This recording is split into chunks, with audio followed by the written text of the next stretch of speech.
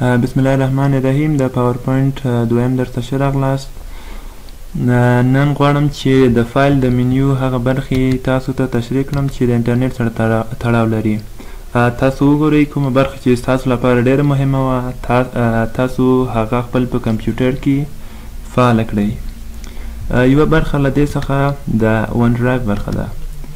مخکې له دې چې تاسو ون ډرایو استعمال کړئ، تاسو اول باید چې په ون ډرایو کې ځان لپاره اکاونټ جوړ کړئ.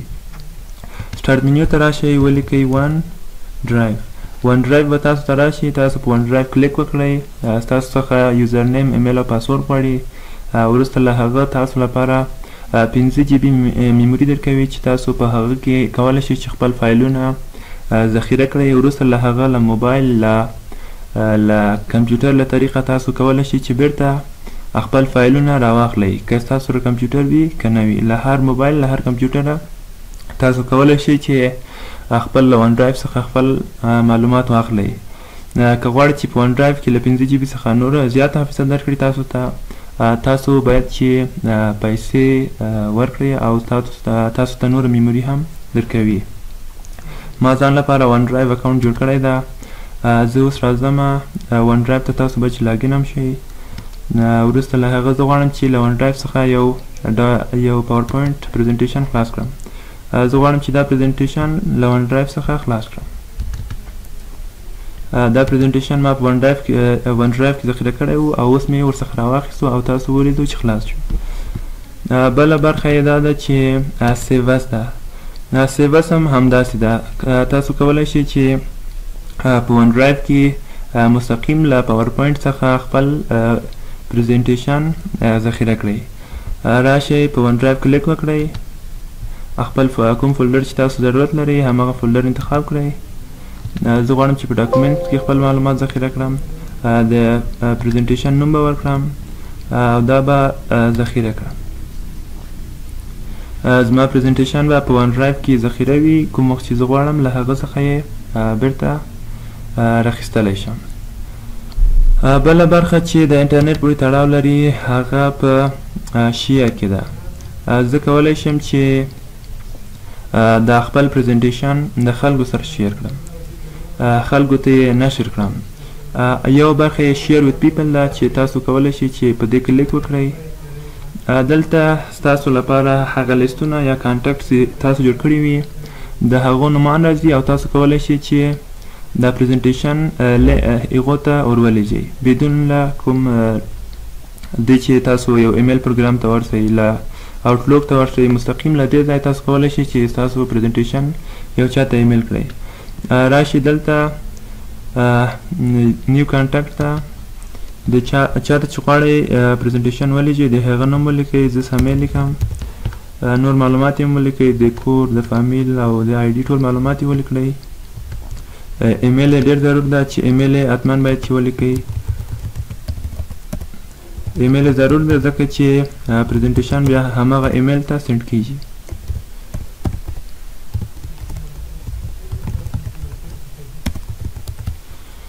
کله چې دا اډ سو د سامې په نامه ایمیل جوړ سو او زه کله چې اوکې وهم وروسته له دې چې دا زه اوکې 2 به انتخاب کړئ، اوکې به کړئ او کله چې شیر ووهئ دا به زما ایمیل ته راسینډ سي.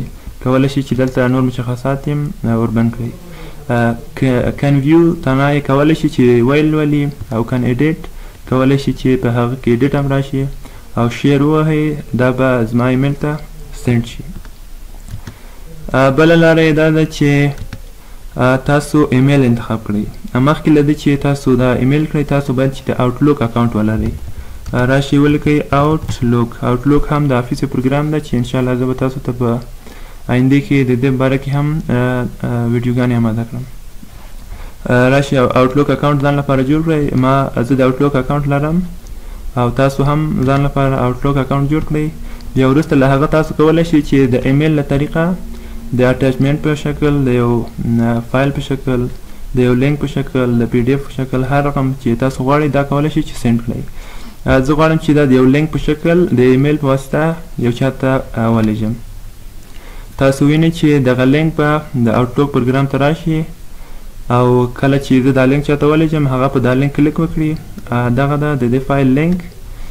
زه کله چې راشم غواړم چې دا چاته سینډ کړم، د هغه نفر ایمیل به ولیکم، سینډ بټن به ووهم، دا به هغه نفر ته سینډ شي.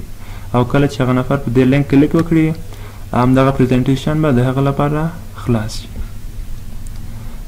بله برخه چې د انټرنیټ مربوط کیږي هغه د پریزنټ آنلاین مربوط کیږي، چې دا په کله چې تاسو غواړئ چې یو پریزنټیشن غواړئ چې آنلاین یې پریزنټ کړئ، تاسو راشئ پریزنټ آنلاین ته enable remote viewers to download the presentation. کولای شي چې هغه کسان چې دا وګوري ډاونلوډ یې کړي که نه. کله چې تاسو دا انتخاب کړئ هغه کسان چې ګوري هغه یې ډاونلوډ کولی هم شي، که دا نه انتخابوئ فقط یې ګوري او ډاونلوډ کولی یې نه شي. زه راځم په پریزنټ آنلاین باندې کلیک کوم. زما لپاره به یو لینک جوړ شي د همدغه پریزنټیشن. زه به دا لینک خلکو ته ولیږم، وخت به مشخص کړم او وروسته له هغه به هغه کسان چې دا لینک ته ورشي هغوی کولی شي چې زما پریزنټیشن په آنلاین ډول وګوري. تاسو به وګورئ چې د دې پریزنټیشن یو لینک به جوړ شي او هغه لینک چې زه هر چا ته ایمیل کړم یا کولی شي چې هغه لینک کاپي کړئ له واتساپ له لارې له فیسبوک له لارې هم خلکو ته کاپي کړئ او هغه کله چې دغه لینک ته راشي مستقیم به زما پریزنټیشن ته راشي او زما پریزنټیشن به وګوري. تاسو مخکې له دې چې پریزنټیشن ورکړئ دغه لینک کاپي کړئ. که غواړئ چې له ایمیل یې سینډ کړئ یا کولی شئ چې له ایمیل یې هم سینډ کړئ. فقط کلیک وکړئ آوټلوک پروګرام ته به ولاړ شي او دا به هغه کسانو ته چې تاسو دا لینک ورکړی وي کله چې هغه دا لینک ته راشي مستقیم به زما پریزنټیشن ته راشي او وروسته له دې تاسو سټارټ پریزنټیشن ووهئ. دا پریزنټیشن به شروع وي او هغه کسان چې دا لینک لري هغوی کولی شي چې راشي او دا پریزنټیشن وګوري. بله برخه چې د انټرنیټ پورې تړاو لري د شیر په برخه کې د پابلیش برخه د پابلیش لایټ. تاسو چې غواړئ د سلایډونه پابلیش کړئ اول تاسو په شیر پوینټ سایټ کې یو اکاونټ باید چې ولرئ، چې شیر پوینټ هم د افیس یو برخه ده چې هغه په افیس 365 کې ډېر استعمالیږي. افیس 365 دا هغه افیس ده چې په هره میاشت چې له تاسو څخه پیسې غواړي. دا نور افیسونه چې دي دا هر کال له تاسو څخه پیسې غواړي او یا هم یو وارې پیسې غواړي بیا پیسې نه غواړي. او افیس 365 چې دا هره میاشت له تاسو څخه پیسې غواړي، چې دا نور ګټې هم لري. یو شیر پوینټ ده، بل تاسو ته په ون ډرایو کې یو ټي بي حافظه درکوي او نورې ګټې هم لري چې یو شیر پوینټ ده چې هغه کولی شي چې د سرور په شکل او نورو حیث هم تاسو استعمال کړئ. بله برخه چې د انټرنیټ مربوط کیږي په پروټیکټ برخه کې ده یو ریسټریکټ اکسس ده. ریسټریکټ اکسس کې تاسو کولی شئ چې د پریزنټیشن چاته ایمیل کوئ تاسو د هغه صلاحیت مشخص کړئ چې هغه ایډیټ پکې کولی شي، کاپي یې کړي، پرنټ یې کړي، بل چاته فاروارډ کړي که نه کړي. تاسو دغه ټول پکې مشخص کولی شئ. تاسو باید چې دلته راسئ IRM سره وصل سئ او کولی شئ چې له IRM څخه تاسو هغه کسانو ته چې دا پریزنټیشن لیږئ د هغه نوم یا ایمیل ولیکئ. تنها هغه کسان به اکسس ورته لري او نور کسان به ستاسو پریزنټیشن ته اکسس نه لري. بل ډیجیټل سیګنیچر ده. ډیجیټل سیګنیچر دا هم یو مهمه برخه ده په نننۍ ټکنالوژي کې چې د کریپټوګرافي مربوط کیږي. تاسو چې غواړئ د ډیجیټل سیګنیچر به اول له مایکروسافټ څخه اخلئ او ستاسو پاور پوینټ پریزنټیشنونو ته به یوه امضا اضافه کیږي.